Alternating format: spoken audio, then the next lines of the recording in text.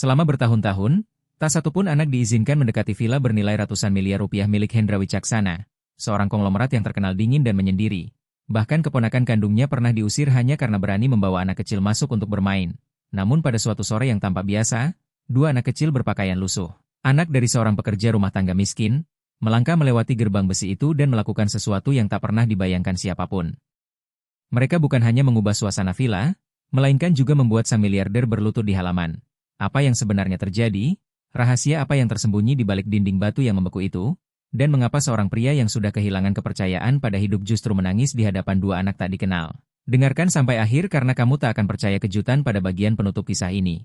Villa itu berdiri sunyi di perbukitan tertinggi kawasan Puncak, Bogor, diselimuti kabut tebal dan dikelilingi hutan pinus yang berbisik sepanjang siang dan malam. Rumah bergaya kolonial Eropa yang dulu kerap menjadi lokasi pesta mewah. Tetapi sejak 10 tahun lalu suara piano, denting gelas, dan tawa anak-anak lenyap seolah ditelan waktu. Kini gerbang besi berat itu hanya dibuka tepat sekali seminggu untuk menerima pekerja baru. Lalu kembali terkunci rapat seperti ingin mengubur kenangan yang dianggap mati. Hendra Wicaksana, pemilik villa, adalah pria parubaya berwajah tegas. Tenang seperti permukaan danau di musim dingin, hidup sendirian tanpa istri, tanpa anak, tanpa hewan peliharaan, dan terutama memegang satu aturan keras. Tak ada anak yang boleh melewati gerbang ini. Aturan yang membuat banyak pekerja mundur hanya dalam beberapa hari masa percobaan sampai warga sekitar berbisik bahwa villa keluarga Wicaksana bukan tempat bagi mereka yang berhati lemah. Namun pagi itu sebuah bus antar kota berhenti tepat di depan gerbang. Seorang perempuan kurus menggendong dua anak kembar berusia sekitar 4 tahun turun di bawah gerimis. Perempuan itu adalah Ayu Lestari, seorang ibu tunggal dari Bima, Sumbawa yang baru diterima sebagai pengurus sementara. Seharusnya ia datang sendiri sesuai kesepakatan. Tetapi beberapa jam sebelumnya tetangga yang biasanya menjaga kedua anaknya mendadak dirawat di rumah sakit sehingga tak ada lagi tempat menitipkan. Dalam kepanikan, Ayu Lestari menahan napas dan membawa kedua anaknya naik bus, berharap semuanya berjalan baik, namun begitu gerbang besi terbuka, wajah Hendra Wicaksana muncul dan tatapannya seolah membekukan dunia. Ia memandang 3 orang yang menggigil di bawah hujan dengan mata sedingin patung batu di taman belakang. Saya sudah jelas, saya tidak menerima anak manapun di rumah ini. Kamu tidak membaca aturan? Ayu Lestari memeluk kedua kembarnya erat, 2 lengan kecil melingkar di leher ibunya. Mata mereka basah menatap pria asing itu. Bibir Ayu Lestari tergigit sampai perih lalu ia membungkuk dalam-dalam. Memohon maaf karena tak punya siapapun untuk menitipkan anak-anaknya dan hanya hari ini saja. Meminta satu kesempatan. Tetapi Hendra Wicaksana menolak tanpa celah. Mengatakan tak ada hari ini atau besok, ia tak akan mempekerjakan orang yang membawa masalah dan menyuruhnya pulang. Kalimat itu seperti pisau memotong harapan tipis yang dibawa Ayu Lestari sepanjang perjalanan malam yang melelahkan. Ayu Lestari berlutut di lantai batu yang basah, suaranya pecah, mengaku ia tak ingin menukar masa kecil anak-anaknya demi bertahan hidup namun ia benar-benar tak punya pilihan lain. Keheningan menggantung lama, lalu anak laki-laki kembar itu, Naufal Pradana, mengusap matanya, menatap Hendra Wicaksana dan tiba-tiba tersenyum lebar sambil mengangkat tangannya ke arah pria itu, menyapanya polos. Bahwa rumahnya begitu besar, ibunya bilang dia sangat galak tapi kenapa dia terlihat tampan sekali. Dan pada detik itu sesuatu di dalam Hendra Wicaksana seolah tersendat. Matanya menyipit pelan, karena wajah anak itu memiliki kemiripan yang ganjil, mirip seseorang yang pernah membuatnya terjaga sepanjang 365 hari setelah hari takdir itu. Tanpa berkata apapun lagi, Hendra Wicaksana berbalik pergi dan suaranya terdengar kering dari kejauhan. 1 minggu, hanya 1 minggu. Kalau anak-anak itu bisa tertib, setelah itu pergi segera. Pintu villa tertutup menghentak di belakang mereka, dingin dan berwibawa. Tetapi bagi Ayu Lestari itu justru kilatan harapan pertama di tengah gerimis menusuk kawasan Puncak, Bogor. Di dalam villa, Ayu Lestari diantar ke kamar staf di lantai bawah. Sementara kedua anak kembar berlari berkeliling dengan mata berbinar, menatap jendela-jendela kaca besar yang menghadap lembah berkabut, dan meski sudah diperingatkan untuk diam, mereka tetap berbisik di telinga satu sama lain, bertanya apakah Hendra Wicaksana itu penyihir. Lalu menyangkal sendiri bahwa mungkin ia hanya kehilangan kemampuan untuk tertawa dan mereka harus mencarikannya kembali. Ayu Lestari menghela napas, duduk di tepi ranjang, mengusap rambut anak-anaknya. Ia tahu semuanya baru dimulai. Di lantai 2, Hendra Wicaksana berdiri kaku di ruang perpustakaan. Di atas meja ada foto lama dirinya bersama putranya ketika masih hidup. Dalam foto itu anak kecil tersebut tersenyum dengan mata menyala dan lesung pipi yang jelas, mirip sekali dengan anak yang tadi sempat meraih tangannya. Dan Hendra Wicaksana mengusap permukaan foto itu pelan. Tangan yang dahulu dikenal sekeras baja di dunia bisnis kini bergetar halus. Foto itu berkali-kali ingin ia bakar untuk menghapus semuanya. Tetapi ia tak pernah sanggup. Ia hanya mengembuskan napas panjang. Malam turun, untuk pertama kalinya villa itu kembali memantulkan tawa kecil. Gerbang yang selama ini tak pernah menyambut anak-anak ini terbuka. Belum sepenuhnya. Namun cukup untuk membiarkan cahaya kehidupan menyelinap masuk, dan tak seorang pun, bahkan Hendra Wicaksana, menyangka bahwa dua anak polos itu akan mengubah segalanya. Villa keluarga Wicaksana seolah terbangun dari tidur panjang, sejak kedua anak itu datang. Ruang yang biasanya muram kini sesekali diisi bunyi langkah kaki kecil di lantai kayu, cekikikan di balik tirai kain, atau teriakan, "Ibu," yang menggema di lorong sejuk, dan walau Ayu Lestari sudah berkali-kali mengingatkan agar tidak ribut dan tidak berlarian sembarangan, si kembar tetap seperti burung kecil yang baru belajar terbang, penasaran pada setiap sudut rumah yang luas, tertutup, dan dingin itu. Hendra Wicaksana memegang kata-katanya, ia tak ikut campur, tak menegur, menghabiskan sebagian besar waktu di ruang kerja lantai 2 membaca koran cetak, membalas surel dari pemegang saham, dan kadang duduk lama di dekat jendela menatap taman mawar yang sudah lama tak terurus. Sore itu, kabut menutup jalan setapak dan langit di puncak Bogor berwarna kelabu seperti hendak menumpahkan hujan. Ayu Lestari sedang mencuci handuk di dapur belakang ketika ia tiba-tiba menyadari kesunyian yang tidak wajar. Tak ada suara main, bahkan tak ada bunyi langkah. Ia panik meninggalkan ember air dan berlari mencari anak-anaknya. Memanggil Naufal Pradana dan Bima Safira berkali-kali namun suaranya hanya memantul di lorong marmer tanpa jawaban. Saat naik ke lantai 2, ia melihat pintu di ujung koridor sedikit terbuka. Pintu menuju ruangan yang dulu ia diperingatkan agar tidak mendekat, kamar sang putra kecil yang telah disegel sejak hari takdir. Jantung Ayu Lestari berdegup keras. Ia menerjang dan mendorong pintu itu, mendapati kedua anaknya berdiri di tengah ruangan berdebu dengan mata membulat menatap mainan lama. Di dinding ada foto besar Hendra Wicaksana saat jauh lebih muda duduk di samping seorang bocah sekitar 6 tahun. Keduanya tersenyum cerah, tirai biru pudar bergoyang di terpa angin, di sana ada ranjang kecil, bantal berbentuk mobil, dan komik-komik berjejer rapi di rak. Naufal Pradana mengangkat boneka Teddy dan berseru bahwa kamar itu indah sekali dan kenapa tak ada yang tinggal di sana. Bonekanya bahkan mirip yang ia punya. Sementara Bima Safira duduk di lantai memainkan mobil-mobilan dan bertanya apakah Hendra Wicaksana dulu juga bermain seperti itu. Ayu Lestari masuk hendak menyeret mereka keluar, tetapi pintu di belakangnya tiba-tiba tertutup keras. Ia menoleh dan melihat Hendra Wicaksana berdiri di ambang. Wajahnya pucat seperti kehilangan darah dan tatapannya menancap pada kedua anak itu. Beberapa detik tak ada yang bicara. Angin bertiup lebih kuat membawa aroma kayu tua dan sisa wangi minyak angin min dari ruangan tersebut. Siapa yang membiarkan mereka masuk ke sini? Suara Hendra Wicaksana serak, seperti tertahan di tenggorokan, dan Ayu Lestari tergagap meminta maaf.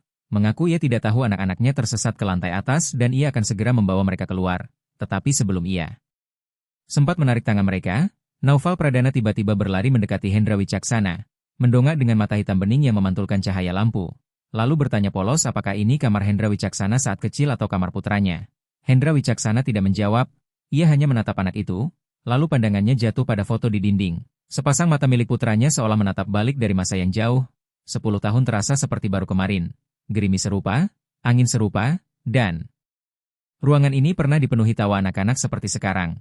Kemudian Bima Safira berbisik pelan bahwa apakah Hendra Wicaksana tidak suka bentuk senyum putranya. Karena ibunya pernah bilang ayah mereka dulu juga suka berkata begitu, dan Hendra Wicaksana pun memiliki lesung pipi yang mirip. Seolah digerakkan naluri, Hendra Wicaksana berlutut, kedua tangannya gemetar terangkat ke arah anak itu, dan Naufal Pradana tanpa ragu berjinjit memeluk lehernya, menyandarkan kepala di bahunya, berkata lembut bahwa ia sayang pada Hendra Wicaksana. Sejenak hening mencekik menyelimuti ruangan, lalu Hendra Wicaksana membalas memeluk, hanya 1 detik. Sebelum ia tersadar, mendorong anak itu perlahan, berdiri mendadak, dan memerintahkan semua keluar sekarang juga. Ayu Lestari memeluk kedua anaknya, berulang kali minta maaf sambil menyeret mereka pergi. Dan sebelum pintu tertutup, ia sempat menoleh melihat Hendra Wicaksana masih berdiri di sana dengan mata menempel pada bingkai foto.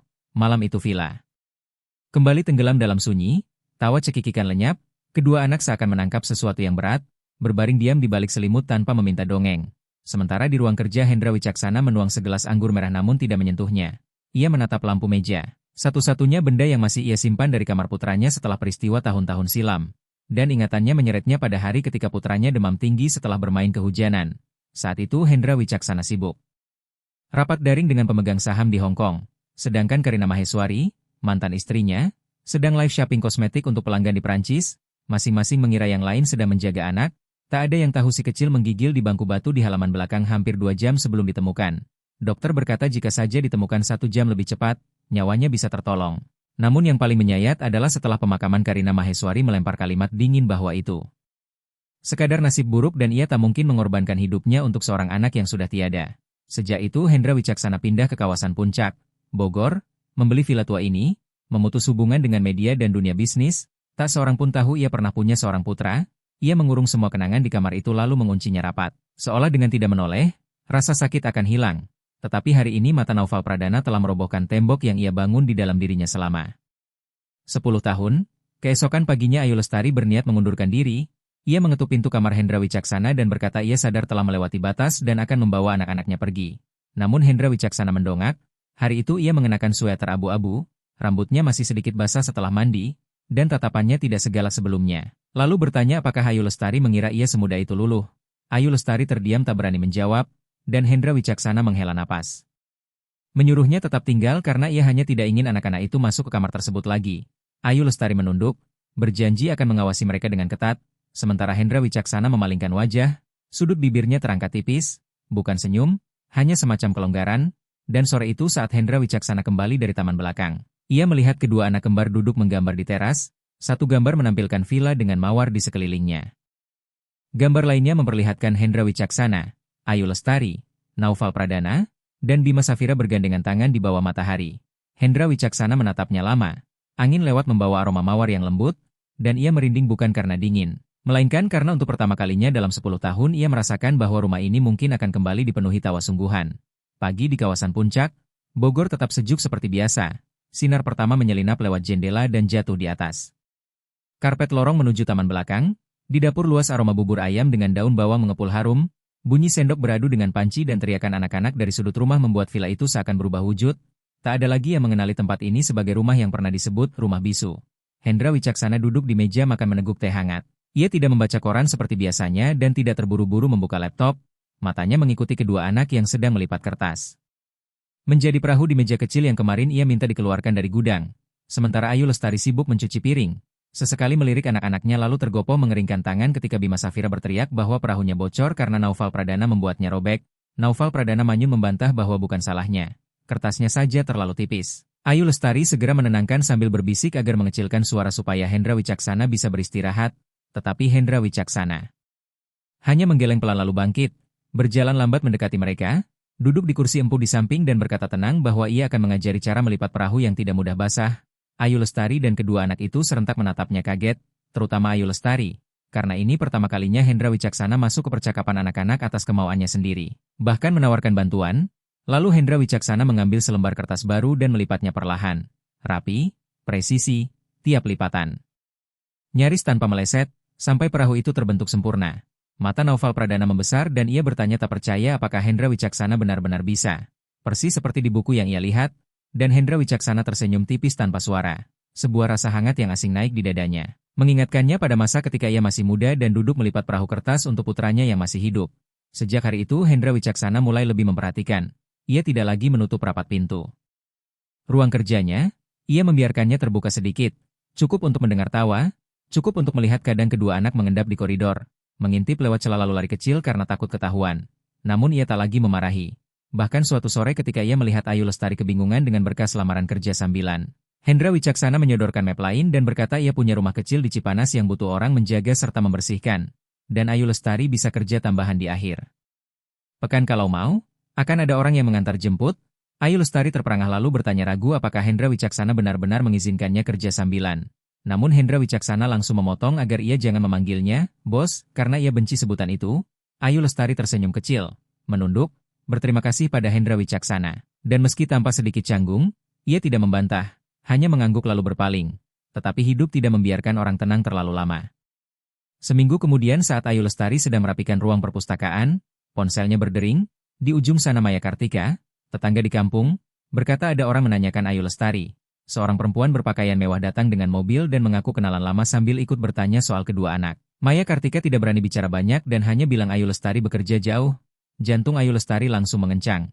Ia bertanya siapa nama perempuan itu dan Maya Kartika menjawab sepertinya Karina Maheswari. Seketika Ayu Lestari terpaku karena ia belum pernah mendengar nama itu. Namun naluri seorang ibu berbisik bahwa tak ada orang mencari dua anak tanpa alasan. Malam itu Hendra Wicaksana menerima surel dari Dewan Manajemen perusahaan lamanya. Mereka menulis bahwa Karina Maheswari berniat merestrukturisasi sebagian aset warisan dan sudah menghubungi para pemegang saham lama. Yang ganjil, ia baru kembali ke Indonesia setelah hampir 7 tahun tinggal di luar negeri. Dan keesokan paginya Karina Maheswari muncul, melangkah masuk ke villa tanpa mengetuk pintu. Rambut keritingnya masih ditata rapi dengan gaya mencolok, Gaun ketat menonjolkan lekuk tubuh, dan tatapannya setajam silet. Kau tak menyangka aku masih ingat jalan pulang ke sini, ya? Karina Maheswari menyeringai dingin saat melihat Hendra Wicaksana menuruni tangga. Namun Hendra Wicaksana membalas datar bahwa ia tidak berhak berada di sini. Karina Maheswari menuka seolah santai bahwa ia hanya mampir menemui mantan suami dan ingin tahu siapa anak-anak di dapur, dan Hendra Wicaksana mendadak membisu. Karina Maheswari melanjutkan dengan nada mengandung ejekan. Katanya ia mendengar kabar bahwa Hendra Wicaksana memelihara anak pekerja rumah tangga. Sepasang kembar, terdengar menarik, tetapi Hendra Wicaksana menjawab ia tidak punya kewajiban menjelaskan apapun. Lalu Karina Maheswari mendekat dan berbisik soal urusan warisan, memperingatkan bahwa jika Hendra Wicaksana berniat meninggalkan semuanya untuk dua anak tanpa status dan tanpa darah, maka maaf, ia tidak akan membiarkannya. Ia mengeluarkan sebuah foto yang memperlihatkan Ayu Lestari menggenggam tangan Hendra Wicaksana di taman dengan Naufal Pradana dan Bima Safira tersenyum cerah di belakang. Jelas hasil jepretan diam-diam. Lalu ia berkata cukup satu sentuhan dan foto itu akan memenuhi media sosial. Orang-orang akan bertanya mengapa mantan pemimpin bisnis yang dulu menghilang kini tinggal bersama pekerja rumah tangga dan dua anak asing. Hendra Wicaksana merebut foto itu, matanya memerah, menuntut apa maunya. Namun Karina Maheswari hanya mundur sambil tertawa kecil, mengingatkan bahwa aturan tak pernah benar-benar kokoh kalau ada retak, dan ia sangat pandai melihat retakan. Ia berbalik pergi. Sepatu hak tinggi menghantam lantai batu langkah demi langkah seperti sirene peringatan yang memantul di seluruh rumah, dan Hendra Wicaksana jatuh duduk di kursi, menggenggam foto itu erat. Untuk pertama kalinya setelah bertahun-tahun ia merasa takut. Malam itu Hendra Wicaksana duduk di depan kamar yang disegel. Cahaya lampu kuning dari koridor memantul lembut. Ia menatap pintu dan gagang yang sudah dicat, lalu menghela napas panjang. Dari jauh tawa Naufal Pradana dan Bima Safira masih terdengar, tetapi terselip kegelisahan yang merayap di tiap tarikan napasnya. Jika Karina Maheswari benar-benar bergerak, menyeret opini publik, hukum, dan para pemegang saham, apakah ia sanggup melindungi tiga orang itu? Ketika aturan yang dulu ia buat, tanpa anak, tanpa perasaan, tanpa ikatan, mulai retak sedikit demi sedikit, dan sejak kapan justru ia sendiri yang menyalakan api untuk merobohkannya? Ia tak tahu, ia hanya tahu jika kali ini ia kehilangan Ayu Lestari beserta kedua anak itu, ia tak akan punya apa-apa lagi. Keesokan paginya langit di kawasan puncak, Bogor kelabu pekat seolah pertanda buruk, kabut menutup jalan, udara terasa berat, dan saat Ayu Lestari menyiapkan sarapan di dapur, ponselnya berdering. Suara Maya Kartika dari kampung terdengar panik menyuruhnya segera membuka internet karena foto Ayu Lestari bersama Hendra Wicaksana dan kedua anak sudah tersebar di mana-mana. Orang-orang menuduhnya selingkuhan dan pemburu harta. Ayu Lestari membeku, sendok terlepas dari tangannya, jemarinya gemetar saat membuka media sosial. Dan di halaman depan sebuah situs gosip terpampang foto mereka tersenyum di taman dengan judul yang memojokkan. Seorang figur bisnis yang dulu mengasingkan diri kini hidup bersama pekerja rumah tangga dan dua anak yang asal-usulnya dipertanyakan. Apa kebenarannya? Di bawahnya ratusan komentar menghujat, menyimpulkan semua demi uang, menuntut tes DNA, mengejek ibu tunggal yang naik kelas, membuat dada Ayu Lestari seperti tercekik. Ia menggenggam ponsel keras-keras, ingin melemparkannya tetapi tak sanggup. Sementara Naufal Pradana dan Bima Safira masih bermain di kamar tanpa tahu badai di luar sedang menyeret ibu mereka ke pusat pusaran. Lalu, langkah kaki terdengar, Hendra Wicaksana masuk ke dapur dengan wajah gelap, membawa koran cetak, kebiasaannya setiap pagi. Namun hari ini koran itu tak memberi sedikit pun ketenangan, dan ia bertanya singkat, dengan suara rendah menahan amarah, apakah Ayu Lestari sudah melihatnya? Ayu Lestari mengangguk dengan mata memerah. Suaranya bergetar mengatakan ia tidak tahu siapa pelakunya dan ia tidak mungkin melakukan itu. Tetapi Hendra Wicaksana segera memotong tegas bahwa ia tahu itu bukan ulah Ayu Lestari, membuat Ayu Lestari menatapnya kaget. Hendra Wicaksana meletakkan koran di meja dan berkata mantap bahwa ia sudah menghubungi pengacara. Mereka akan menggugat media gosip itu atas pencemaran nama baik dan pelanggaran privasi. Namun penyebar foto bukanlah media tersebut, kemungkinan besar Karina Maheswari, dan Hendra Wicaksana mengangguk kecil. Menambahkan bahwa ia juga berpikir demikian. Kalau Karina Maheswari tidak menyerangnya lewat jalur hukum, ia akan memainkan opini publik. Ayu Lestari meremas jemarinya sendiri dan berkata lirih bahwa jika gara-gara mereka Hendra Wicaksana terseret masalah, ia akan membawa anak-anak pergi karena ia tidak ingin merusak ketenangan hidupnya. Tetapi Hendra Wicaksana menatapnya dengan sorot yang melembut, dalam dan tenang seperti dasar danau, lalu berkata jika ia ingin Ayu Lestari pergi. Ia sudah menyuruhnya sejak lama. Ayu Lestari menggigit bibir. Matanya basah namun ia tidak menjawab. Di dalam dirinya ada rasa terima kasih bercampur cemas karena ia tahu semuanya baru saja dimulai. Dalam 3 hari saja, semua platform media sosial dipenuhi rumor, artikel-artikel disalin dengan bumbu berlebihan. Bahkan ada kanal YouTube yang membuat video, analisis, masa lalu Hendra Wicaksana, memutar ulang potongan rekaman saat ia menggendong Naufal Pradana ke ruang perpustakaan. Rekaman yang jelas diambil diam-diam. seolah ada kamera tersembunyi di dalam villa. Dan Karina Maheswari malah tampil dalam wawancara, mengaku pernah menjadi istri Hendra Wicaksana dan memahami dia lebih dari siapapun. Lalu menyindir bahwa jika Hendra Wicaksana ingin melindungi dua anak itu, setidaknya ia harus transparan, bukan hidup dalam hubungan yang kabur. Opini publik terbelah, sebagian marah menuduh Ayu Lestari memanfaatkan kebaikan, sebagian membela bahwa setiap orang berhak menutup masa lalu dan memulai lagi. Tetapi komentar pedas tetap lebih banyak. Hendra Wicaksana mengadakan rapat darurat dengan pengacaranya, dan pada saat yang sama Dewan Pemegang saham grup Wicaksana memanggil sidang internal karena dampak negatif foto itu terhadap reputasi meski Hendra Wicaksana sudah mundur dari posisi eksekutif. Di ruang rapat Hendra Wicaksana melangkah masuk di bawah tatapan curiga dan dingin para pemegang saham lama. Lalu Surya Adinata, salah satu pemegang saham senior, angkat suara bahwa mereka paham Hendra Wicaksana tidak lagi mengurus operasional harian. Tetapi reputasinya masih menjadi wajah merek, dan sekarang media menulis ia tinggal bersama pekerja rumah tangga dan dua anak dengan hubungan yang tidak jelas. Jika krisis ini tidak ditangani, harga saham akan terus turun. Seorang lainnya menimpali bahwa Hendra Wicaksana sebaiknya memperjelas relasi dengan perempuan itu, kalau tidak mereka akan mengajukan usul mencabut hak suaranya secara permanen. Hendra Wicaksana tetap duduk tenang. Lalu setelah beberapa detik ia berdiri dan meminta maaf karena menempatkan semua orang dalam situasi sulit. Namun ia juga menyatakan dengan jelas bahwa perempuan itu orang baik dan kedua anak itu layak dilindungi. Bisik-bisik menyebar. Seorang pemegang saham muda tertawa sinis mengatakan kemanusiaan memang mulia tetapi ini dunia bisnis, bukan tempat perasaan menentukan keputusan, dan Hendra Wicaksana menatapnya lurus, menjawab bahwa ia benar, tetapi Hendra Wicaksana tidak pernah berdagang perasaan. Ia meninggalkan grup Wicaksana bukan karena kalah uang, melainkan karena kalah dalam hidup yang sebenarnya, dan sekarang ia hanya berusaha merebut kembali sedikit kemanusiaan yang tersisa. Ruangan hening tanpa ada yang menambahkan apapun. Hendra Wicaksana berbalik meninggalkan tatapan yang setengah iba setengah menyesal. Dan ketika pulang ia melihat Ayu Lestari duduk di teras memeluk Naufal Pradana dan Bima Safira. Bima Safira dia menyandarkan kepala di bahu ibunya sementara Naufal Pradana mengusap-usap matanya. Hendra Wicaksana duduk di samping mereka tanpa bicara. Lalu setelah beberapa saat ia berkata bahwa jika Ayu Lestari ingin pergi ia tidak akan menahan. Tetapi jika Ayu Lestari memilih tetap tinggal, ia akan melakukan apapun untuk melindungi. Ayu Lestari menggeleng dengan mata merah dan berkata mereka tidak takut susah. Mereka hanya takut merepotkan Hendra Wicaksana. Dan suara Hendra Wicaksana turun menjadi berat saat ia mengaku ia pernah kehilangan seorang anak karena tidak tahu cara mencintai. Dan ia tidak akan membiarkan hal itu terulang sekali lagi.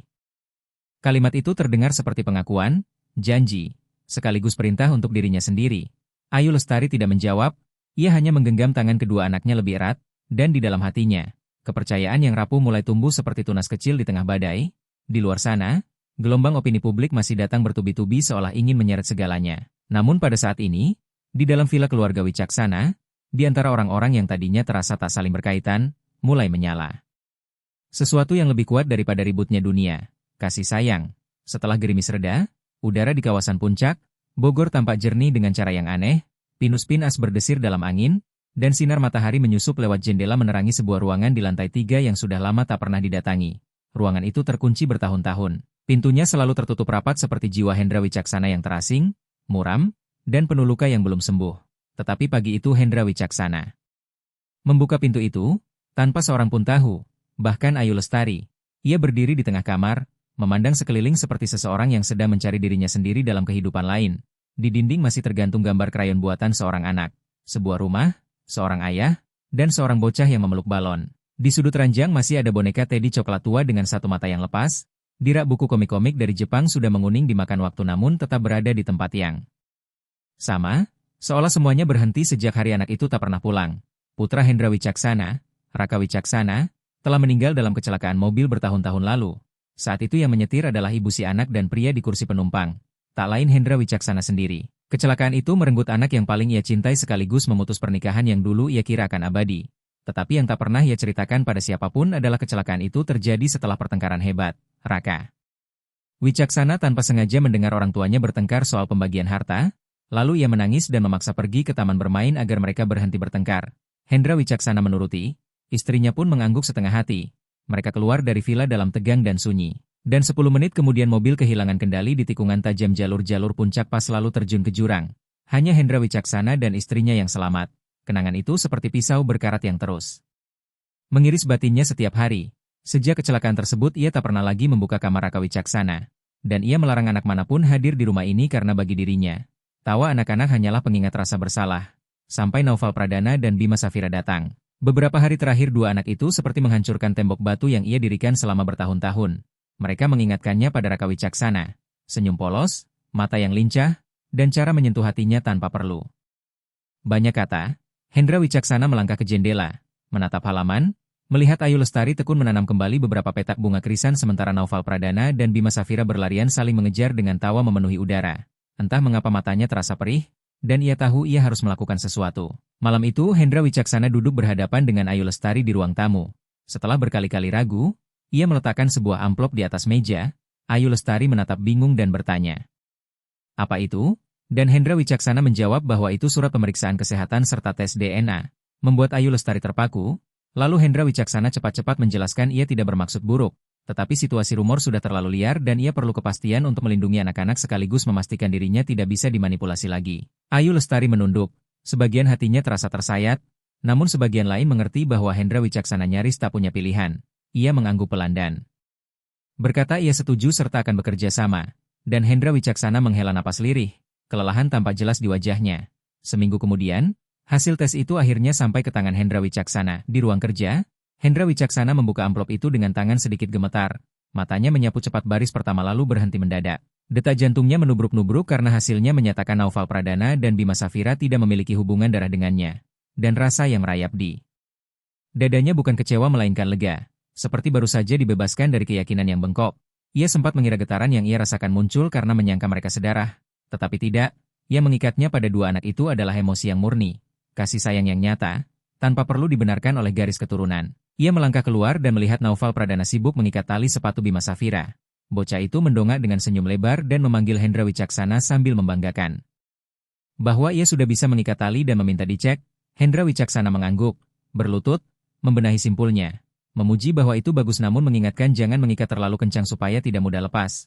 Lalu Naufal Pradana menatapnya dengan mata berbinar dan bertanya apakah Hendra Wicaksana bisa menjadi ayah baru untuk mereka. Membuat Hendra Wicaksana terpaku. Sementara Ayu Lestari yang mendengar dari dekat seperti ikut tercekat dan refleks mendekat hendak menarik putranya pergi karena takut Hendra Wicaksana marah, tetapi Hendra Wicaksana hanya mengusap kepala Naufal Pradana. Dan di matanya muncul senyum langka. Ia berkata ia belum pantas menjadi ayah, namun jika Naufal Pradana mengizinkan, ia akan berusaha setiap hari agar layak dipanggil ayah dengan bangga.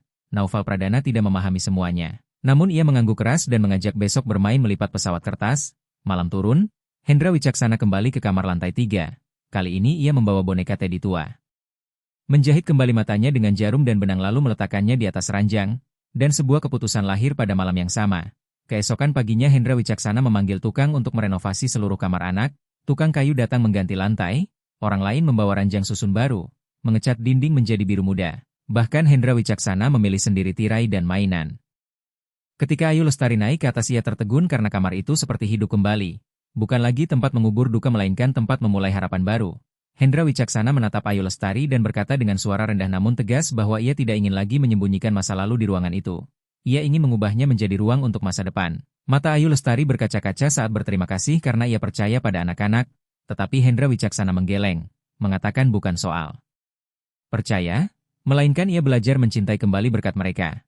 Di luar, matahari di kawasan puncak, Bogor seakan meledak cerah setelah berhari-hari hujan, dan di dalam villa, sebuah rahasia perlahan diturunkan, memberi ruang bagi kelahiran kembali. Namun pagi itu ada sesuatu yang ganjil menyusup di udara. Kabut menutup jalan setapak seperti menyembunyikan sesuatu yang akan terjadi. Di dapur villa keluarga Wicaksana, Ayu Lestari sedang mencuci piring ketika ponselnya bergetar. Sebuah pesan dari nomor tak dikenal berbunyi agar ia bersiap karena permainan baru saja dimulai. Ayu Lestari mengernyit dan rasa tidak enak menekan dadanya. Tak lama kemudian sebuah mobil hitam mengilap berhenti di depan gerbang. Dari dalam turun seorang perempuan bertubuh tinggi rapi dengan rambut bergelombang halus dan riasan sempurna. Itu Karina Maheswari, mantan istri Hendra Wicaksana. Seorang pekerja baru bergegas naik memberi kabar, dan ketika Hendra Wicaksana mendengar nama Karina Maheswari, sorot matanya menggelap. Ia berdiri diam beberapa detik sebelum melangkah keluar menemuinya. Gerbang besi dibuka, Hendra Wicaksana bertanya untuk apa Karina Maheswari datang dengan suara tenang namun dingin. Karina Maheswari menjawab ia perlu bicara empat mata sambil tersenyum penuh perhitungan. Hendra Wicaksana mengangguk dan mempersilakannya masuk ke ruang tamu. Sementara Ayu Lestari berdiri di lantai 2 memandang ke bawah dalam diam. Merasa seolah ada ratusan simpul kusut di dalam dadanya. Di ruang tamu, udara menegang seperti senar. Karina Maheswari memeriksa interior villa berkeliling lalu berkata dengan nada meremehkan bahwa gayanya tetap kuno dan tidak berubah apapun selama 10 tahun. Hendra Wicaksana duduk di sofa dengan satu tangan bertumpu pada bantal, menatap lurus dan bertanya apakah Karina Maheswari datang hanya untuk mencibir atau ada urusan lain. Dan Karina Maheswari menjawab dengan senyum mengejek bahwa keduanya, sambil mengatakan ia merasa berita-berita belakangan cukup menarik. Karena Hendra Wicaksana disebut tinggal bersama Ayu Lestari yang muda dan cantik serta dua anak yang menggemaskan, benar-benar menarik. Hendra Wicaksana menanyakan apa maunya, dan Karina Maheswari menjawab ia ingin Hendra Wicaksana benar-benar angkat kaki dari grup Wicaksana, menarik seluruh saham, nama, dan semuanya, lalu ia akan diam. Hendra Wicaksana menyeringai tipis, menuduhnya memakai rumor untuk memaksa, tetapi Karina Maheswari berkata bukan cuma rumor, lalu mengeluarkan amplop berisi serangkaian foto. Ayu Lestari berbelanja di pasar, Hendra Wicaksana menggenggam tangan Naufal Pradana, momen mereka makan malam bersama. Bahkan foto Ayu Lestari memeluk Hendra Wicaksana di halaman belakang pada sore gerimis, dan Karina Maheswari menyindir foto-foto itu akan sangat disukai media. Hendra Wicaksana menggeram menuduhnya menguntit mereka. Matanya menyala marah. Namun Karina Maheswari menjawab santai bahwa bukan ia yang melakukannya melainkan orang lain yang ia bayar, karena media bisa disuap lebih mudah daripada hati manusia. Hendra Wicaksana berdiri menuju jendela dan lama terdiam, sementara Karina Maheswari tetap tenang menyeruput teh. Lalu berkata ia pernah mencintai Hendra Wicaksana tetapi Hendra Wicaksana selalu memilih sesuatu yang disebut kebebasan ketimbang keluarga. Membuatnya tampak seperti istri dingin di mata orang. Sementara Hendra Wicaksana sendiri menutup masa lalu dalam satu kamar terkunci. Hendra Wicaksana berbalik menatapnya dan menyatakan Karina Maheswari tidak datang karena dirinya melainkan karena kekuasaan. Karina Maheswari tidak menyangkal. Ia meletakkan cangkir dan suaranya turun berat, mengaku sudah menunggu kesempatan ini lama, dan yang ia mau hanya Hendra Wicaksana lenyap dari grup Wicaksana. Karena itu seharusnya miliknya sejak awal, ia memberi waktu 1 minggu untuk memutuskan. Lalu berdiri hendak pergi namun menoleh lagi menambahkan ancaman bahwa jika Hendra Wicaksana ingin Ayu Lestari hidup tenang, sebaiknya jangan biarkan Ayu Lestari keluar dari villa. Sore itu Hendra Wicaksana tidak mengatakan apapun kepada Ayu Lestari. Ia hanya semakin muram dari biasanya. Dan saat makan malam Naufal Pradana bercerita dengan ceria bahwa hari ini ia menggambar untuk diberikan kepada Hendra Wicaksana. Sedangkan Bima Safira membanggakan bahwa ia belajar melipat bangau kertas dari guru TK di dekat villa. Tetapi Ayu Lestari melihat jelas ada beban dalam mata Hendra Wicaksana. Setelah menidurkan kedua anak, Ayu Lestari melangkah pelan ke teras tempat Hendra Wicaksana duduk menatap langit malam. Ia bertanya lembut apakah ia baik-baik saja. Hendra Wicaksana mengangguk lalu menggeleng. Dan akhirnya berkata bahwa Karina Maheswari datang, membuat Ayu Lestari terperanjat dan bertanya apa yang ia katakan. Lalu Hendra Wicaksana menjawab bahwa Karina Maheswari memaksanya meninggalkan perusahaan sepenuhnya. Kalau tidak ia akan menyebarkan foto-foto pribadi mereka, dan Ayu Lestari membeku karena rasa takut mendadak membanjiri dadanya bukan demi kehormatannya sendiri melainkan demi kedua anaknya. Jika skandal meledak, merekalah yang paling terluka. Ayu Lestari bertanya dengan suara serak apa rencana Hendra Wicaksana, dan Hendra Wicaksana menoleh dengan tatapan yang melembut, mengaku dulu ia takut opini publik dan sering lari dari kenyataan. Tetapi sekarang ia tidak punya apa-apa lagi untuk hilang selain 3 orang yang paling penting. Lalu ia menggenggam tangan Ayu Lestari dengan lembut dan berkata ia tidak akan membiarkan siapapun menyakiti Ayu Lestari dan kedua anaknya lagi. Namun ia butuh Ayu Lestari tetap kuat karena mereka tidak akan bersembunyi. Mereka akan menghadapi semuanya. Ayu Lestari mengangguk, dan meski hatinya penuh ribuan kekhawatiran, ia mempercayai Hendra Wicaksana. Untuk pertama kalinya dalam hidup ia tidak sendirian menghadapi badai. Keesokan paginya Hendra Wicaksana mengadakan konferensi pers di kantor perusahaan. Para wartawan berdesakan memenuhi aula, dan saat kamera menyala, Hendra Wicaksana naik ke podium. Posturnya tetap tegap namun suaranya lebih lembut oleh waktu. Ia memperkenalkan diri sebagai Hendra Wicaksana dan mengatakan ia ingin meluruskan sejumlah informasi yang menghebohkan publik. Pertama, ia tidak hidup bersama pekerja rumah tangga. Ia hidup bersama seorang perempuan yang mengajarinya mencintai kembali dan percaya kembali. Dan 2 anak di rumahnya bukan anak kandung, tetapi anak yang dipilih hatinya untuk dicintai. Bisik-bisik memenuhi ruangan. Kilatan kamera terus menyambar, lalu Hendra Wicaksana melanjutkan bahwa ia pernah kehilangan seorang anak karena kelalaiannya sendiri dan egoismenya. Dan sekarang jika ia bisa menebus sedikit saja kesalahan itu, maka hidup bersama orang yang ia cintai dan melindungi 2 anak yang tak bersalah bukanlah sesuatu yang memalukan. Seorang wartawan bertanya apakah Hendra Wicaksana akan mundur dari grup Wicaksana seperti rumor yang beredar, dan Hendra Wicaksana tersenyum mengatakan tidak, ia tidak mundur, ia hanya melakukan alih generasi. Tetapi ia tidak akan membiarkan siapapun memakai keluarganya sebagai alat tawar-menawar kekuasaan. Konferensi pers ditutup dengan tepuk tangan. Banyak orang masih ragu namun mayoritas mulai melunak. Di internet pidatonya menyebar sangat cepat. Dari caci maki publik berangsur berubah menjadi empati. Sementara Karina Maheswari yang tadinya menyerang justru terkena serangan balik. Media mulai menggali masa lalunya. sengketa aset pasca cerai, kerja sama bisnis yang gagal, hingga skandal yang satu persatu terbuka. Malam itu villa keluarga Wicaksana jauh lebih terang dari biasanya. Ayu Lestari menyiapkan kue manis. Kedua anak mengenakan piyama bergambar panda dan meringkuk memeluk Hendra Wicaksana. Dan Hendra Wicaksana tertawa kecil sambil mendongeng dengan suara datar yang menenangkan, sebuah keluarga yang tak membutuhkan status, tak membutuhkan darah, namun hangat melebihi apapun, dan meski di luar sana Karina Maheswari masih menyimpan banyak kartu.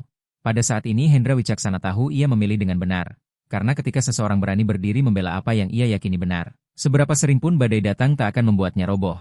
Setelah konferensi pers yang mengguncang itu, villa keluarga Wicaksana justru makin ramai, media, wartawan, dan investor berdatangan. Ada yang mengagumi keberanian Hendra Wicaksana, ada pula yang curiga ada motif tersembunyi. Tetapi bagi Hendra Wicaksana kegaduhan di luar tidak lagi menakutkan. Satu-satunya hal yang membuatnya gelisah hanyalah ketenangan yang ia berusaha jaga untuk Ayu Lestari serta Naufal Pradana dan Bima Safira. Pada suatu pagi awal pekan, Hendra Wicaksana bersama Ayu Lestari mengantar kedua anak ke TK dekat villa. Udara segar dan deretan bunga kuning di pinggir jalan membuat suasana hati terasa ringan. Naufal Pradana berlari riang di depan sementara Bima Safira tetap menggenggam tangan ibunya erat. Semuanya tampak seperti mulai masuk ke jalur kehidupan baru. Tetapi ketenangan itu tidak bertahan lama. Sore harinya ketika Ayu Lestari sedang merapikan ruang perpustakaan, bel gerbang berbunyi, penjaga melapor ada seorang perempuan yang ingin menemuinya. Dan saat Ayu Lestari keluar, ia seketika membeku karena di hadapannya berdiri seorang perempuan kurus berambut pendek dengan wajah letih dan mata cekung, membawa selembar kertas dan tas kain lusuh. Perempuan itu bertanya dengan suara serak apakah Ayu Lestari benar anaknya, membuat Ayu Lestari terpaku karena sudah 11 tahun ia tidak pernah bertemu ibu kandungnya. Perempuan yang meninggalkannya saat ia masih remaja 17 tahun, hamil kembar dalam rasa malu dan kemiskinan. Dan kini sang ibu menunduk mengaku dulu ia tak berani mengakui anaknya, tetapi ia butuh bantuan. Ayu Lestari menggenggam tangannya sendiri, suaranya goyah menuduh kedatangan itu karena uang, bukan karena kasih. Namun sang ibu berkata ia gagal ginjal stadium akhir dan hanya punya beberapa bulan. Orang-orang bilang kalau ada anak kandung peluang transplantasi lebih tinggi. Kertas yang ia sodorkan adalah hasil diagnosis asli. Tangan Ayu Lestari gemetar, marah dan iba bercampur menjadi kusut. Karena orang yang pernah membuangnya saat paling sengsara kini kembali meminta diselamatkan, dan Ayu Lestari hanya mampu berkata ia butuh waktu untuk berpikir sebelum berbalik pergi. Malamnya Hendra Wicaksana melihat Ayu Lestari tampak kosong lalu bertanya. Ayu Lestari menceritakan semuanya. Hendra Wicaksana terdiam lama lalu meletakkan tangan dengan lembut di bahunya. Berkata Ayu Lestari tidak harus memaafkan dan tidak harus menolong jika itu menyakitinya. Tetapi jika Ayu Lestari merasa masih ada ruang untuk belas kasih, lakukanlah untuk dirinya sendiri, bukan demi ibunya. Dan kata-kata itu menembus pertahanan yang sudah lama ia bangun. Keesokan hari Ayu Lestari pergi ke rumah sakit bersama ibunya untuk tes kecocokan donor. Di ruang tunggu mereka duduk dalam diam. Sang ibu gemetar menggenggam tangan Ayu Lestari dan berkata ia tidak pantas dimaafkan. Dulu ia ketakutan, miskin, dan mendapat ancaman kekerasan dari ayahnya sendiri. Ia memilih lari dan menjadi pengecut. Tetapi setiap malam ia bermimpi melihat Ayu Lestari memeluk dua anak kecil yang belum pernah ia temui. Ayu Lestari tidak menjawab, di dalam dirinya badai berputar kencang. Masa lalu seperti disibak paksa. Malam-malam ketika ia memeluk anak-anaknya sambil menangis sendirian di kontrakan bocor, hari-hari bekerja sebagai pelayan warung makan sampai telapak tangannya kasar karena sabun cuci piring. Dan saat-saat ia menatap tubuh kecil yang demam tanpa cukup uang untuk membeli obat.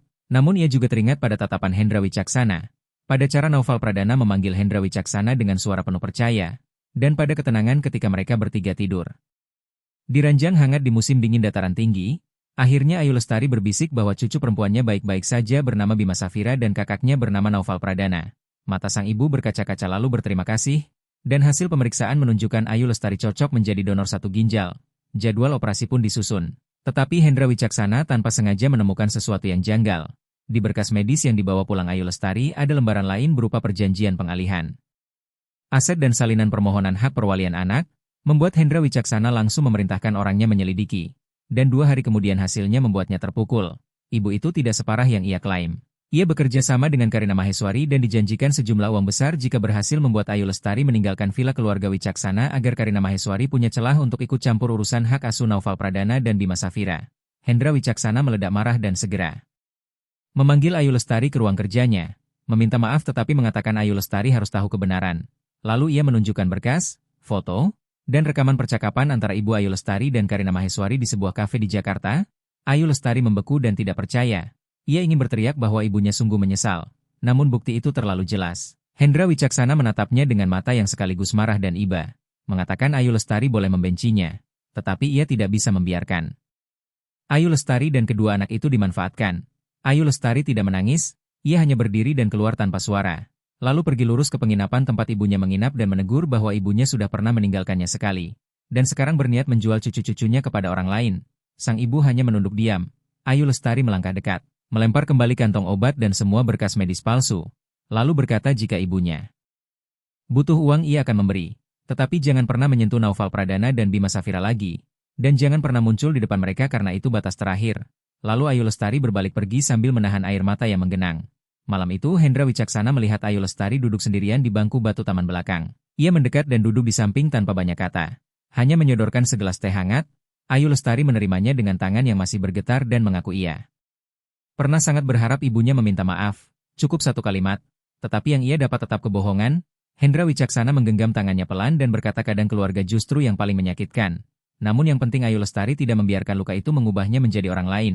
Ayu Lestari tetap ibu yang luar biasa dan perempuan yang kuat. Ayu Lestari menatapnya dan air matanya jatuh diam-diam sambil berterima kasih karena Hendra Wicaksana selalu ada. Hendra Wicaksana tidak menjawab, ia hanya mengangkat tangan menghapus air mata di pipi Ayu Lestari. Dan di atas sana bintang berkilau di langit malam kawasan Puncak, Bogor. Di bawah cahaya lembut itu dua manusia yang membawa banyak luka seolah perlahan menyembuhkan satu sama lain sedikit demi sedikit. Setelah kebohongan menyakitkan dari ibu Ayu Lestari terbongkar, suasana villa keluarga Wicaksana menjadi lebih muram. Meski dari luar hidup tetap berjalan dan meja makan masih dipenuhi tawa anak-anak, di dalam hati Ayu Lestari tersisa ruang kosong dingin tanpa nama. Ia tidak banyak bicara seperti dulu, tidak lagi bersenandung saat mencuci piring, dan tidak lagi menemani Hendra Wicaksana mendongeng sebelum tidur. Ia mengurung diri dalam pekerjaan seperti mesin yang diprogram. Hendra Wicaksana menyadarinya dan tidak bertanya langsung. Hanya mengamati diam-diam karena ia paham Ayu Lestari kuat namun mudah memendam luka. Suatu hari setelah menjemput Naufal Pradana dan Bima Safira dari TK, Hendra Wicaksana berkata, "Malam ini Ayu Lestari tidak perlu memasak karena ia ingin bicara." Ayu Lestari mengangguk heran, dan tepat pukul 19 Hendra Wicaksana membawanya ke sebuah restoran kecil di lereng bukit, dengan lampu kuning lembut, musik pelan, serta pemandangan kota Bogor yang berkilau seperti bintang. Ayu Lestari mengenakan gaun putih sederhana. Rambutnya diikat ringan ke belakang. Kecantikannya terasa bening dan menyentuh. Hendra Wicaksana mengenakan kemeja abu-abu, sikapnya tenang dan santun. Mereka memesan makanan lalu mengobrol tentang hal-hal kecil seharian seolah sengaja menghindari yang lebih dalam. Sampai akhirnya ketika hidangan penutup datang, Hendra Wicaksana meletakkan pelan sebuah amplop warna krem di atas meja. Ayu Lestari menatap heran dan bertanya itu apa? Dan Hendra Wicaksana menjawab itu perjanjian pembagian saham serta perwalian. Ayu Lestari membukanya dan matanya terpaku pada tulisan besar yang jelas. Pengalihan 20% saham grup Wicaksana kepada Ayu Lestari, sekaligus permohonan agar Hendra Wicaksana dan Ayu Lestari bersama-sama tercatat sebagai wali sah untuk Naufal Pradana dan Bima Safira. Ayu Lestari tergagap bertanya mengapa, dan Hendra Wicaksana berkata karena ia tidak ingin Ayu Lestari hanya berdiri di pinggir hidupnya, dan ia tidak ingin siapapun dapat merenggut kedua anak itu darinya lagi. Ayu Lestari bukan hanya ibu mereka melainkan perempuan yang paling ia percaya. Ayu Lestari memegang kertas itu dengan tangan gemetar dan berkata ia hanyalah pekerja rumah tangga, tetapi Hendra Wicaksana menolak, mengatakan Ayu Lestari adalah Ayu Lestari, orang yang berani masuk ke hidupnya tepat saat ia mengira perasaannya sudah mati, dan perempuan yang ia cintai. Lalu Hendra Wicaksana mengeluarkan kotak beludru merah dari saku, membukanya. Di dalamnya ada cincin platinum sederhana dengan batu giok hijau seperti warna langit setelah hujan. Ia berdiri, berjalan memutar meja, lalu berlutut satu kaki di hadapan Ayu Lestari dan memintanya menjadi istrinya, berkata, ia tidak berjanji hidup tanpa badai. Tetapi setiap kali badai datang ia akan selalu berdiri di depan untuk melindungi.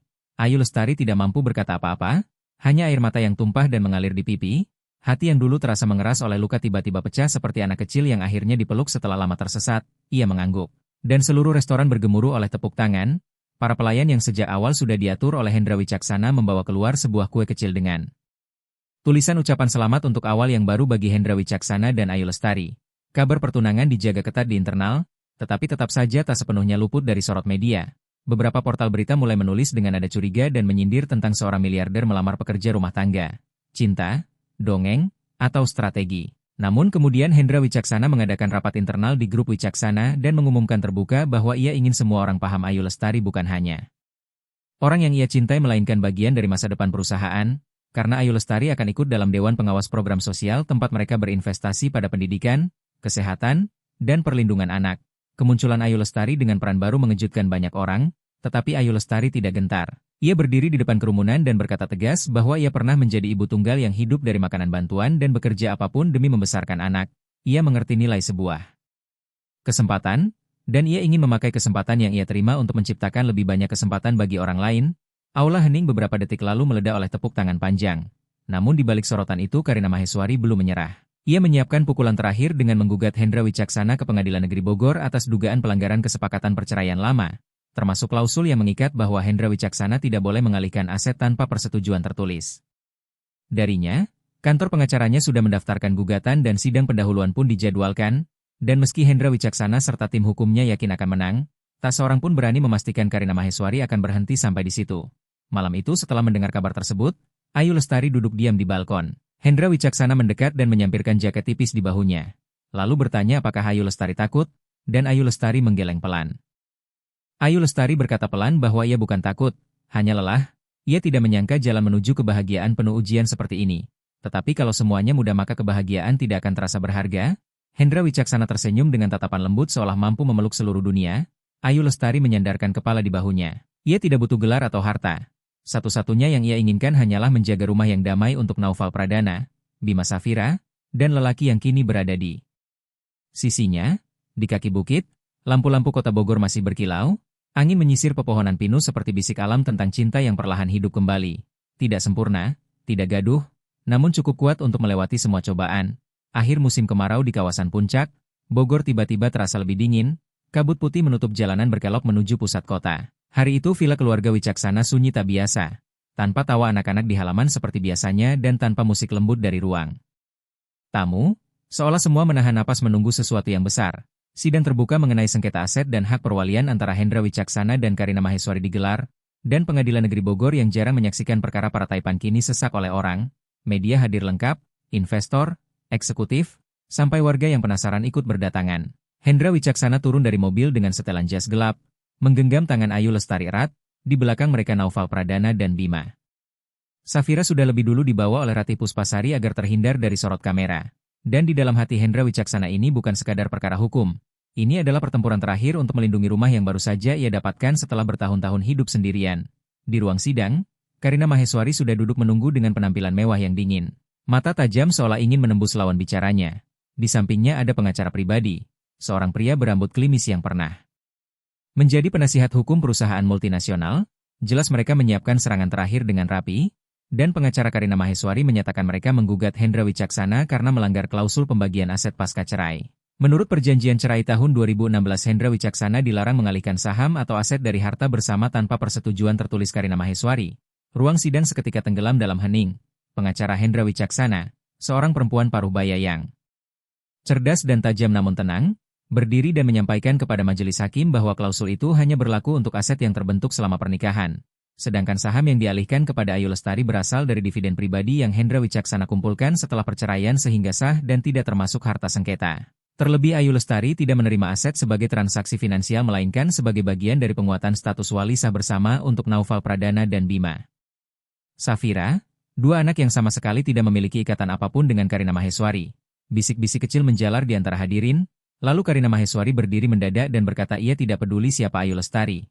Baginya Ayu Lestari hanyalah pekerja rumah tangga, dan Hendra Wicaksana telah menyerahkan semuanya kepada perempuan murahan, serta bahkan berniat membawa dua anak yang asal-usulnya tidak jelas untuk diadopsi.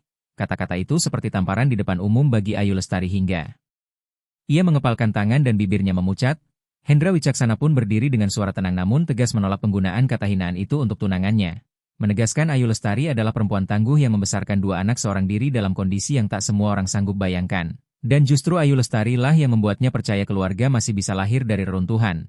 Palu hakim diketukan meminta ketertiban, menegaskan persidangan menilai berdasarkan hukum dan emosi.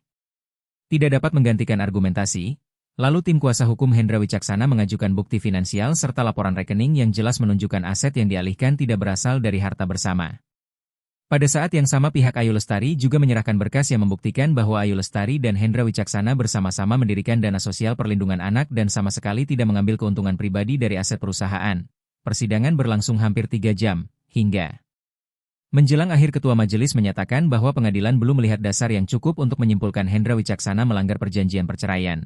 Namun karena sengketa bernilai besar dan berdampak pada publik, Majelis membutuhkan waktu untuk bermusyawarah dan akan mengeluarkan putusan final dalam 7 hari. Sidang ditutup dan kerumunan gaduh karena kecewa belum ada keputusan yang tuntas. Tetapi bagi Hendra Wicaksana yang terpenting bukan menang atau kalah melainkan cara ia dan Ayu Lestari menghadapi semuanya tanpa lari dan tanpa mundur. Malamnya villa keluarga Wicaksana kembali menyala.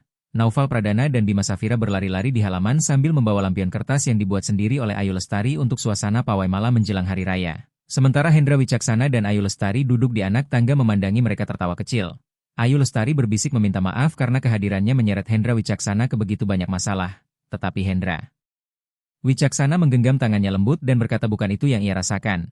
Justru berkat Ayu Lestari ia belajar mencintai lagi. Dan kedua anak itu juga. Mereka menyelamatkannya dari dirinya sendiri. Ayu Lestari menyandarkan kepala di bahunya saat bulan naik tinggi dan cahaya lembut menyusup di sela daun, menggambar bayangan-bayangan ajaib di tanah. Seminggu kemudian pengadilan menyatakan gugatan Karina Maheswari ditolak, menegaskan Hendra Wicaksana tidak melanggar perjanjian perceraian dan Ayu Lestari sepenuhnya berhak menjadi wali bersama bagi Naufal Pradana dan Bima Safira. Media kembali heboh tetapi kali ini lebih banyak pujian. Sebuah portal menulis kisah bak dongeng nyata tentang miliarder, ibu tunggal, dan dua anak dalam satu rumah yang dibangun dari cinta. Lalu Karina Maheswari menghilang dari sorotan. Beberapa kabar menyebut ia kembali ke luar negeri, memindahkan sisa sahamnya kepada pihak lain dan memutus kontak dengan siapapun. Di villa keluarga Wicaksana sendiri, sebuah pernikahan kecil disiapkan diam-diam tanpa kemewahan berlebihan. Hanya orang-orang tersayang dan dua anak dengan tawa bening berlarian. Seolah mengingatkan bahwa kadang keajaiban terbesar bukan uang atau gengsi melainkan rumah yang dibangun dari keberanian dan pemaafan. Memasuki akhir tahun di kawasan puncak, Bogor udara dingin menggigit namun suasana di villa keluarga Wicaksana terasa hangat luar biasa. Villa yang dulu beku seperti lemari es kini penuh cahaya. Bukan hanya dari lampu-lampu kuning yang menghias ruangan, melainkan dari tawa, nyanyian, dan mata yang bersinar dari orang-orang di dalamnya. Di ruang tamu luas Naufal Pradana dan Bima Safira sibuk menggunting dan menempel hiasan salju dari kertas putih. Mereka cekikikan setiap kali gunting melenceng dan menghasilkan bentuk aneh. Hendra Wicaksana memakai sweater abu-abu duduk dekat situ membuka buku jadwal, sesekali melirik kedua anak itu, cucunya, atau lebih tepatnya anaknya, dengan mata yang lembut. Dari dapur aroma biskuit panggang menyebar ke seluruh rumah. Dan Ayu Lestari kini bukan lagi pekerja rumah tangga melainkan nyonya rumah yang sesungguhnya. Sibuk mengenakan celemek bersama Ratih Puspasari menyiapkan hidangan akhir tahun. Karena pernikahan Hendra Wicaksana dan Ayu Lestari telah berlangsung sebulan lalu. Sebuah upacara kecil yang hangat dan mengharukan tanpa liputan media.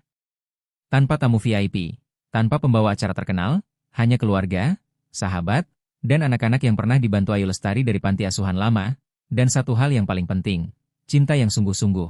Setelah semua badai, gugatan, dan tarik ulur, mereka akhirnya bersama tanpa perlu menyembunyikan apapun dan tanpa perlu membuktikan apapun kepada siapapun. Karena kebahagiaan sejati tidak perlu dipamerkan. Hendra Wicaksana menutup buku jadwal, berdiri menuju jendela, di luar gerimis mulai turun halus. Pepohonan pinus tua di kejauhan bergoyang pelan, sunyi seperti sedang mendengarkan balada angin. Ayu Lestari keluar dari dapur membawa segelas susu hangat dan menyerahkannya kepada Hendra Wicaksana. Ia berkata semua sudah siap tinggal kurang orang yang membuka anggur merah. Hendra Wicaksana menerima susu itu lalu tersenyum kecil dan berkata sejak ada Ayu Lestari dan dua anak itu ia tidak lagi tergantung pada minuman. Ayu Lestari menimpali kalau begitu bagus karena hari raya ini. Tidak perlu khawatir ia mabuk. Hendra Wicaksana berbisik bahwa ini lebaran pertama mereka sebagai keluarga dan ia ingin mengingat setiap detik. Ayu Lestari tidak menjawab, hanya menatapnya dengan mata berkilau memantulkan lampu-lampu kecil di sekeliling ruangan. Bel pintu berbunyi. Naufal Pradana berlari membukakan dan berteriak memanggil ibunya bahwa para kakak adik dari panti datang.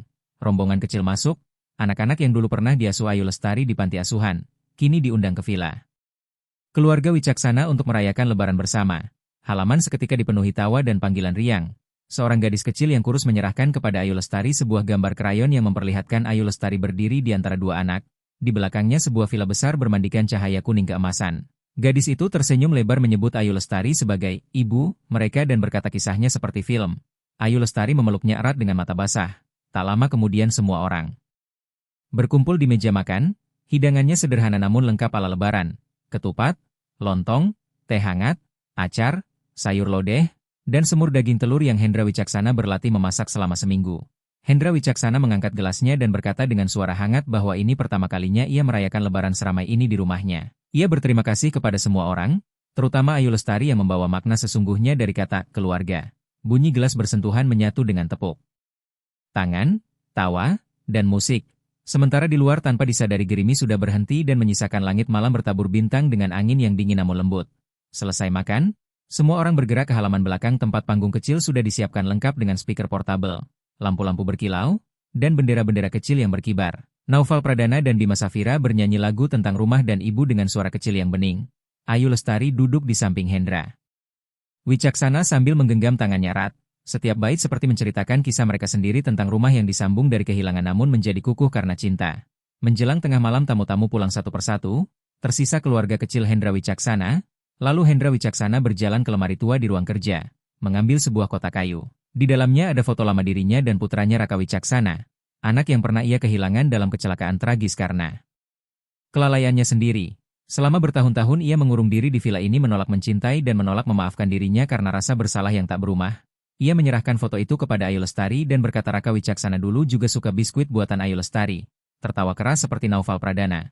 Dan memanggilnya, Ayah. Dengan cara yang mengingatkannya pada Bima Safira, Ayu Lestari terdiam lalu meletakkan tangan lembut di bahu Hendra Wicaksana dan berkata ia yakin jika di suatu tempat Raka Wicaksana bisa melihat, ia pasti bahagia karena Hendra Wicaksana akhirnya memaafkan dirinya sendiri. Hendra Wicaksana tidak menjawab namun matanya basah. Ia mengembalikan foto itu ke kotak lalu menggenggam tangan Ayu Lestari dan berterima kasih karena Ayu Lestari memilih tetap tinggal serta karena berani membuka pintu hidupnya. Dari arah alun-alun kota Bogor terdengar kembang api meledak. Cahaya menerangi langit jauh. Naufal Pradana dan Bima Safira berlari masuk membawa masing amplop lebaran berwarna merah cerah sambil memanggil Hendra Wicaksana dan Ayu Lestari untuk melihat kembang api. Mereka tertawa bersama lalu bangkit mengikuti. Memeluk kedua anak itu dan menatap langit malam, tidak ada lagi masa lalu yang mengejar, tidak ada lagi yang mampu memisahkan mereka, hanya ada hari ini dan masa depan yang penuh harapan. Dan pada detik-detik menjelang pergantian hari raya mereka berbisik bahwa mereka adalah keluarga dan itu sudah cukup.